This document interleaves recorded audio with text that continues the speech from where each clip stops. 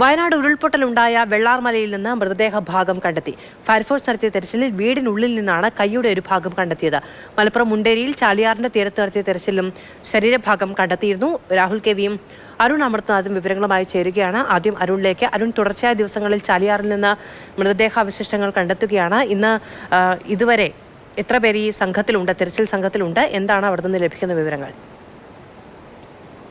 അതായത് 8 സംഘങ്ങളായാണ് തിരച്ചിലിന് പോയിരിക്കുന്നത്. വിവിധ സേനാ വിഭാഗങ്ങളുടെ ഒപ്പം തന്നെ സന്നദ്ധ പ്രവർത്തകരെയും ഉൾപ്പെടുത്തിക്കൊണ്ടാണ് ഇന്നത്തെ ഒരു ജനകീയ തെരച്ചിലെന്നോണം തെരച്ചിൽ പുരോഗമിക്കുന്നത്. അതിനിടെയാണ് രാവിലെ 10 മണിയോടുകൂടി ഈ മുണ്ടേരിക്ക് ഉൾവനത്തിലായി സമീപം ഒരു ശരീരഭാഗം കണ്ടെടുത്തിരിക്കുന്നത്.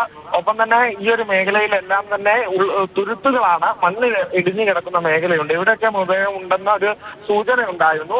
അത് കേന്ദ്രീകരിച്ചുകൊണ്ടാണ് ഈ പ്രദേശങ്ങളിൽ തെരച്ചിൽ പുരോഗമിക്കുന്നത്. ആ മേഖലയിൽ നിന്ന് തന്നെയാണ് ഇപ്പോൾ ഒരു ശരീരഭാഗം കൂടി കണ്ടെടുത്തിരിക്കുന്നത് എന്നുള്ളതാണ് നമുക്ക് ലഭിക്കുന്ന വിവരം. ഇന്നലെ 2 ശരീരഭാഗങ്ങളാണ് ഈ ഒരു ചാലിയാറിന്റെ തീരത്ത്, അതായത് ഈ പോത്തുകൾ മുതൽ പരപ്പൻപാറ വരെയുള്ള മേഖലയിൽ ഉള്ള തെരച്ചിലിൽ കണ്ടെടുത്തിരിക്കുന്നത് എന്നുള്ളതാണ്. ശരി, അരുണാണ് അവിടെ നിന്നുള്ള വിവരങ്ങൾ നൽകിയത്. വെള്ളാർമലയിൽ നിന്നുകൂടി മൃതദേഹത്തിന്റെ അവശിഷ്ടങ്ങൾ കണ്ടെത്തി എന്നുള്ള വിവരമാണ് കിട്ടുന്നത്.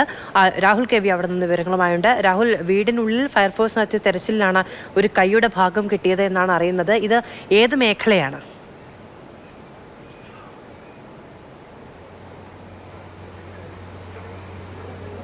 മധു, വെള്ളാർമലയിൽ നിന്ന് തന്നെയാണ് മൃതദേഹത്തിൻ്റെ ഭാഗം കിട്ടിയിരിക്കുന്നത്. അതായത് സ്കൂളിൻ്റെ അടുത്തല്ല, അവിടെ നിന്ന് കുറച്ച് മുകളിലേക്ക് പോകുന്ന സ്ഥലത്ത് അവിടെ ഈ തകർന്നു വീണ വീടുകൾക്കിടയിൽ നിന്നാണ് മൃതദേഹത്തിൻ്റെ ഭാഗം കണ്ടെത്തിയിട്ടുള്ളത്. ഫയർഫോഴ്സ് തിരച്ചിൽ നടത്തി വരികയായിരുന്നു.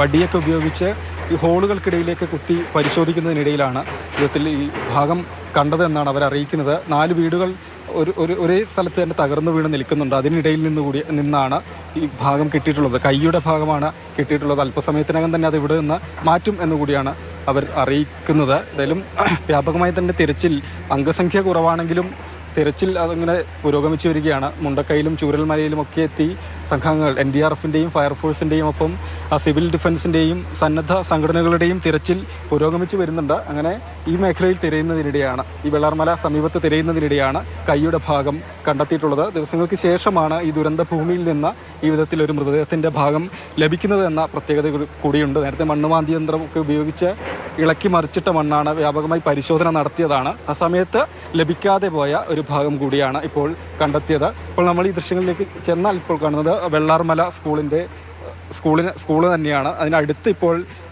മണ്ണ് മാറ്റിയുള്ള പരിശോധന അത് തുടർന്നു വരികയാണ്. കെട്ടിടത്തിനകത്തേക്ക് അടക്കം മണ്ണ് വളരെ അളവിൽ തന്നെ എത്തി നിൽക്കുന്ന സാഹചര്യമാണ്. അത് മാറ്റിയുള്ള പരിശോധനയാണ് നിലവിൽ കാണുന്നത്. അവിടെ NDRFിൻ്റെയും ഫയർഫോഴ്സിൻ്റെയും ഒക്കെ സംഘാംഗങ്ങളുണ്ട്.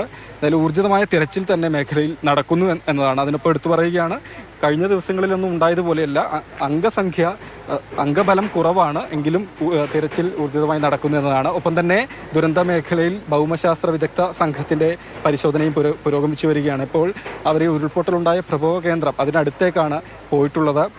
ഭൗമശാസ്ത്രജ്ഞനായ ജോൺ മത്തായിയുടെ നേതൃത്വത്തിലുള്ള സംഘമാണ്, 6 സംഘമാണ് 3 ദിവസം ഈ മേഖലയിൽ തുടർന്ന് പരിശോധന നടത്തുകയാണ് ചെയ്യുക. പ്രത്യേകിച്ച് ഈ സ്ഥലം വാസയോഗ്യമാണോ, അപകടകരമായ സാഹചര്യം, ഇനി അങ്ങോട്ടേക്ക് ഉരുൾപൊട്ടലിനുള്ള സാധ്യതയുണ്ടോ എന്നൊക്കെ കണ്ടെത്തുകയാണ് ലക്ഷ്യം. ഇവിടെ നിന്നുള്ള സാമ്പിളുകളടക്കം, മണ്ണിൻ്റെയും കല്ലിൻ്റെയൊക്കെ സാമ്പിളുകളടക്കം ശേഖരിച്ചാണ് റിപ്പോർട്ട് തയ്യാറാക്കുക. 3 ദിവസം ഈ മേഖലയിൽ തുടരും.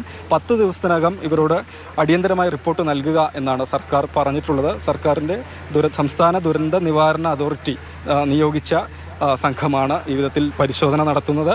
ഇപ്പം തന്നെ ഈ ടൗൺഷിപ്പ് ഉണ്ടാക്കി പുനരധിവാസമാണ് സർക്കാർ ലക്ഷ്യമിടുന്നത്. അതിനായി കണ്ടെത്തുന്ന സ്ഥലത്ത് അവിടെ കൂടി എത്തി, സമയം ഉണ്ടാവുകയാണെങ്കിൽ അവിടെ കൂടി എത്തി പരിശോധന നടത്തും എന്നുകൂടിയാണ് ജോൺ മത്തായിയുടെ നേതൃത്വത്തിലുള്ള സംഘം അറിയിക്കുന്നത്. അതായത് ഇന്നിപ്പോൾ 15ാം ദിവസമാണ് ദുരന്തമുണ്ടായി. ഒരു കൈയുടെ ഭാഗം കൂടി ദുരന്ത മേഖലയിൽ നിന്ന് കിട്ടി എന്നതാണ് ഏറ്റവും പുതിയ വിവരം.